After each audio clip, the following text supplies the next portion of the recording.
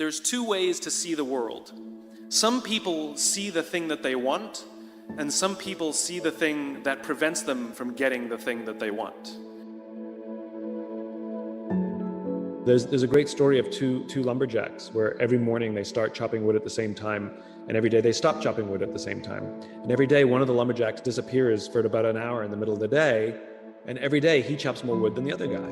And this goes on for months. And eventually the one who works all day, he says, I don't understand. Every day we start at the same time. Every day we stop at the same time. Every day you disappear for about an hour in the middle of the day, and every day you chop more wood than me. Where do you go for that hour? And the other lumberjack looks up and goes, oh, I'll go home and sharpen my axe.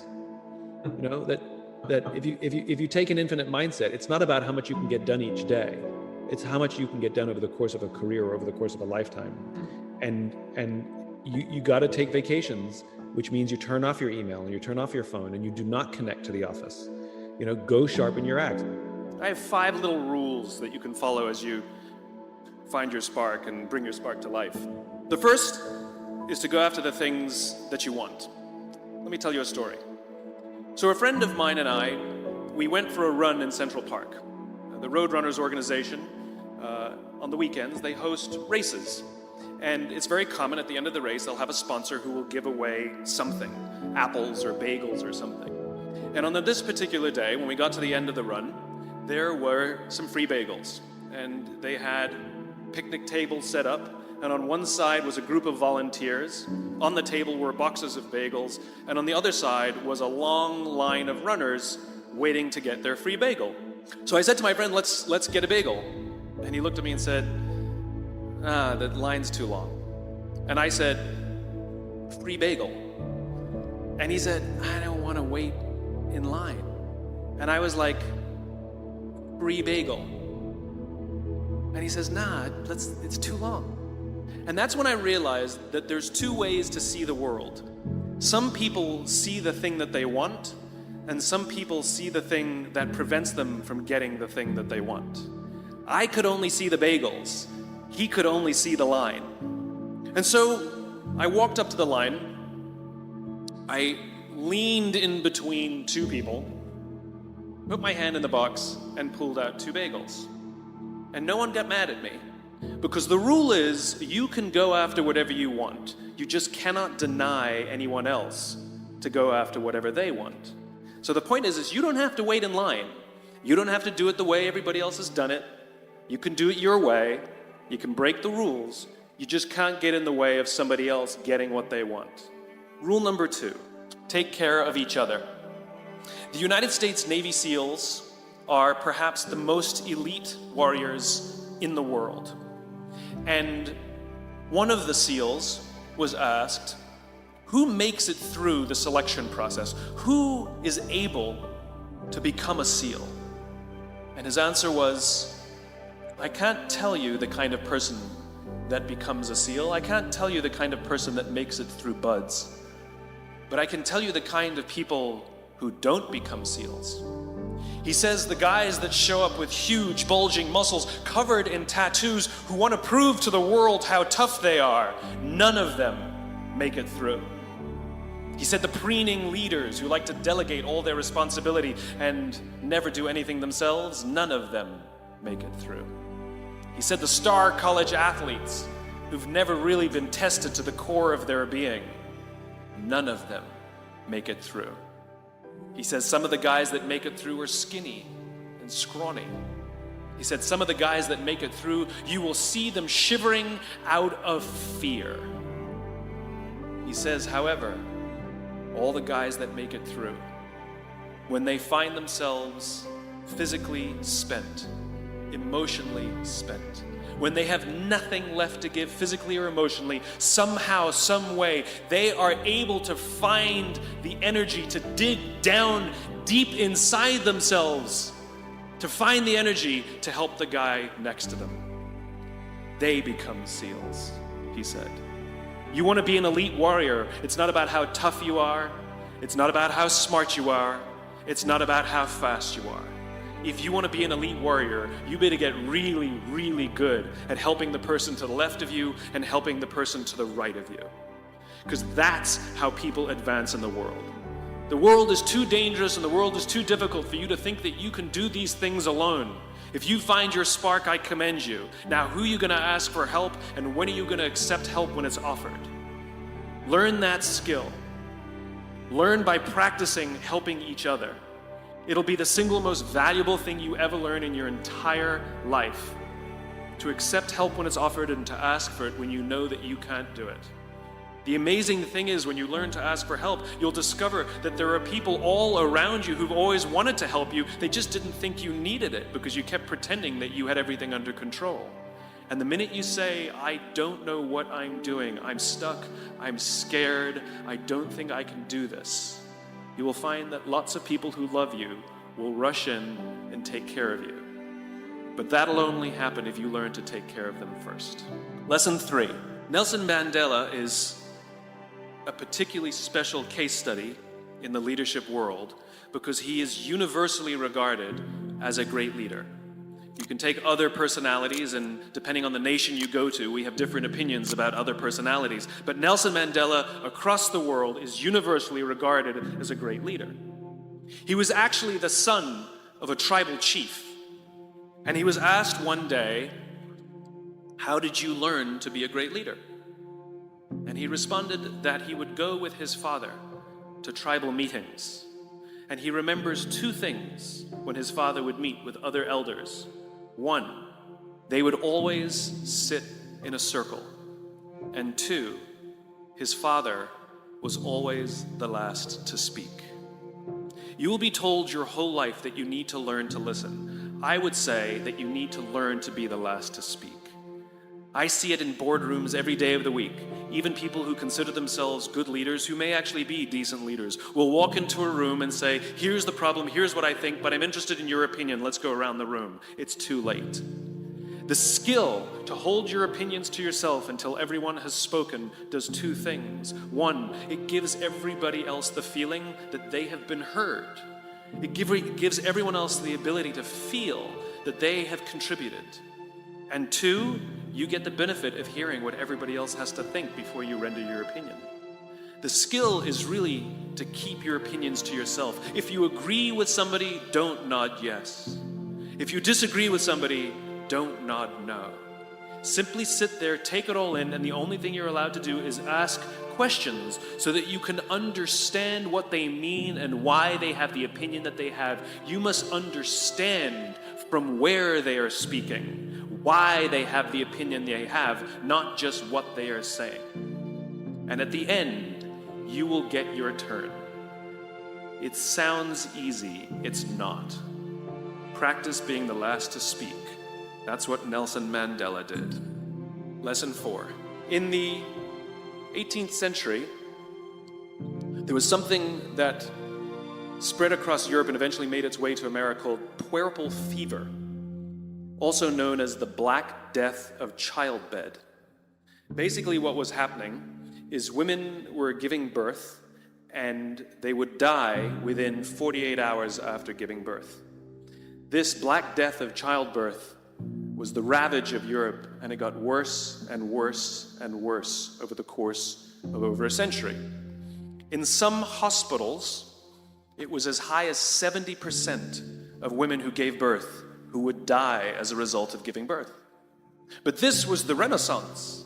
This was the time of empirical data and science, and we had thrown away things like tradition and mysticism. These were men of science, these were doctors. And these doctors and men of science wanted to study and try and find the reason for this Black Death of childbed, and so they got to work studying, and they would study the corpses of the women who had died.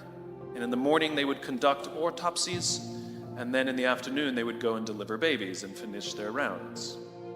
And it wasn't until somewhere in the mid-1800s that Dr. Oliver Wendell Holmes realized that all of these doctors who were conducting autopsies in the morning weren't washing their hands before they delivered babies in the afternoon. And he pointed it out and said, guys, you're the problem. And they ignored him and called him crazy for 30 years. Until finally somebody realized that if they simply washed their hands, it would go away. And that's exactly what happened. When they started sterilizing their instruments and washing their hands, the Black Death of childbed disappeared. The lesson here is sometimes you're the problem. And my point is take accountability for your actions. You can take all the credit in the world for the things that you do right, as long as you also take responsibility for the things you do wrong. It must be a balanced equation. You don't get it one way and not the other. You get to take credit when you also take accountability. I'll tell you a true story. A few months ago, I stayed at the Four Seasons in Las Vegas. It is a wonderful hotel.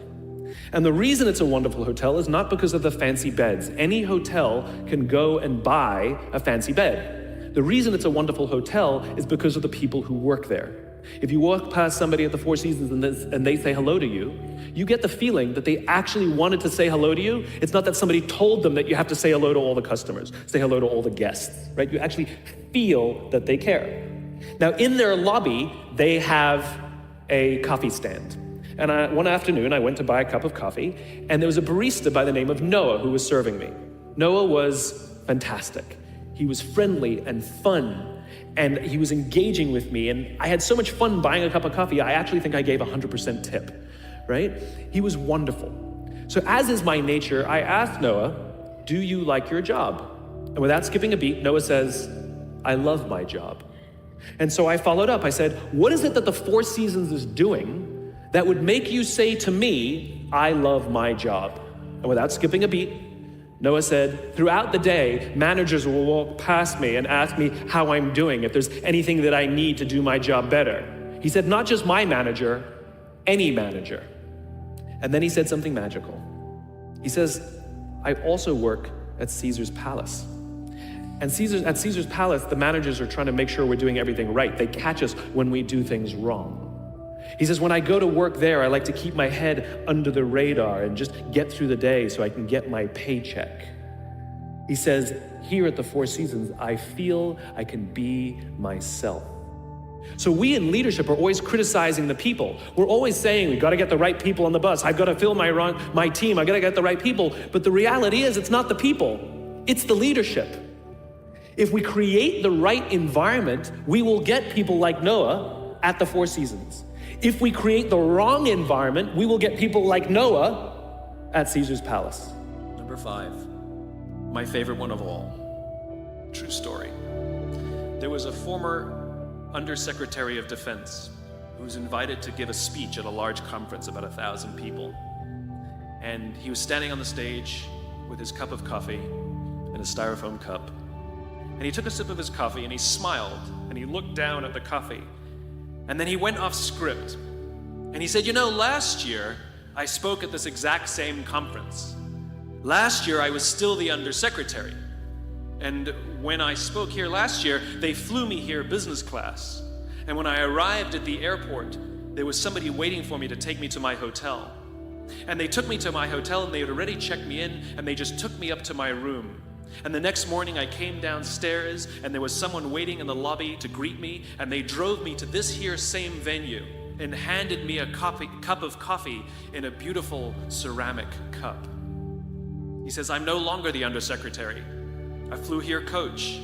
I took a taxi to my hotel and I checked myself in. When I came down the lobby this morning, I took another taxi to this venue.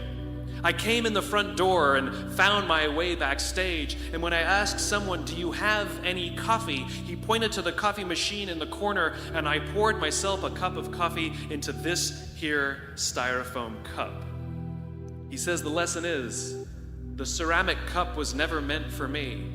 It was meant for the position I held. I deserve a styrofoam cup. Remember this. As you gain fame, as you gain fortune, as you gain position and seniority, people will treat you better. They will hold doors open for you. They will get you a cup of tea and coffee without you even asking. They will call you sir and ma'am, and they will give you stuff. None of that stuff is meant for you. That stuff is meant for the position you hold. It is meant for the level that you have achieved of leader or success or whatever you want to call it, but you will always deserve a styrofoam cup. Remember that. Remember that lesson of humility and gratitude. You can accept all the free stuff. You can accept all the perks. Absolutely, you can enjoy them. But just be grateful for them and know that they're not for you. We're asking our youngest generation to work and succeed and find themselves and build their confidence and overcome their addiction to technology and build strong relationships at work. We're asking them to do this, and these are the environments we've created.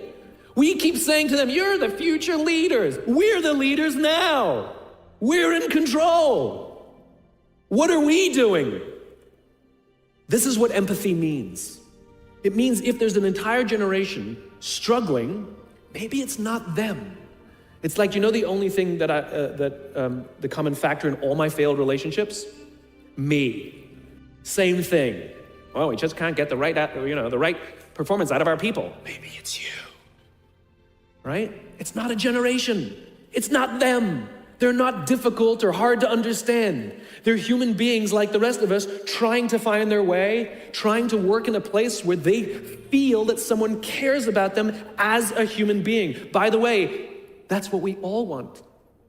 In other words, it's not even generational. It's all of us. This is the practice of empathy, that if we're struggling to communicate to someone, if we're struggling to help someone be at their natural best, I'm tired of people saying to me, how do I get the best out of my people? Really? That's what you want? They're like a towel, you just wring them. How can I get the most out of them? No, how do I help my people be at their natural best? Right? We're not asking these questions. We are not practicing empathy. We have to start by practicing empathy and relate to what they may be going through. And it will profoundly change the decisions we make. It will profoundly change the way we see the world. We're growing up in a Facebook, Instagram world. In other words, we're good at putting filters on things. We're good at showing people that life is amazing even though I'm depressed, right? And so everybody sounds tough and everybody sounds like they got it all figured out. And the reality is there's very little toughness and most people don't have it figured out. And so when the more senior people say, well, what should we do? They sound like, this is what you gotta do. And they have no clue. So you have an entire generation growing up with lower self-esteem than previous generations, right? We know that engagement with social media and our cell phones releases a chemical called dopamine.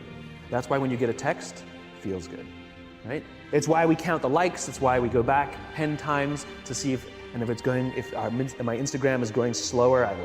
Did I do something wrong? Did they not like me anymore, right? The trauma for young kids to be unfriended, right? Dopamine is the exact same chemical that makes us feel good when we smoke, when we drink, and when we gamble. In other words, it's highly, highly addictive. That's basically what happened. You have an entire generation that has access to an addictive, numbing chemical called dopamine through social media and cell phones as they're going through the high stress of adolescence. Why is this important? What's happening is because we're allowing unfettered access to these dopamine-producing devices and media, basically it's becoming hardwired, and what we're seeing is as they grow older, too many kids don't know how to form deep, meaningful relationships. Their words, not mine. They will admit that many of their friendships are superficial. They will admit that their friends, that they don't count on their friends, they don't rely on their friends, they have fun with their friends, but they also know that their friends will cancel on them as something better comes along. Deep, meaningful relationships are not there because they never practice the skill set, and worse, they don't have the coping mechanisms to deal with stress. So when significant stress starts to show up in their lives, they're not turning to a person, they're turning to a device, they're turning to social media, they're turning to these things which offer temporary relief. I believe loving your work is a right and not a privilege. I despise the fact, I lament the fact, I curse the fact that so few people get to say, I love my job, as if they've won some lottery. You go out with your friends and somebody says, I love my job, and everybody goes, oh my God, you're so lucky, right? That to me is madness. Everybody, the vast majority, should get to wake up and say, I love my job. It is a right, it is a God-given right that we should love where we work. And we should demand it. We should demand that our leaders provide an environment in which we want to come, where we want to care about each other, where we feel safe to express our vulnerabilities and our fears and our concerns, that we're open to correction and discipline and feedback, that we're not defensive because we know that it's being given to help us improve and grow. And we want to improve and grow. And in turn, we will help others improve and grow. Because when we feel safe, when we feel that our leaders care more about us than a number. They care more about our lives and our confidence and our joy and our skill set more than some short-term gain. That they care more about our priorities than the priorities of some disinterested external constituency. Then we will respond in kind, and we will offer our blood and our sweat and our tears, and we will make sacrifices of all kinds to see that our leader's vision is advanced and that this company continues to thrive. Not for them, for ourselves. It becomes deeply personal and becomes something we love contributing to. I talk about it all the time. Working hard for something we don't care about is called stress. Working hard for something we love is called passion.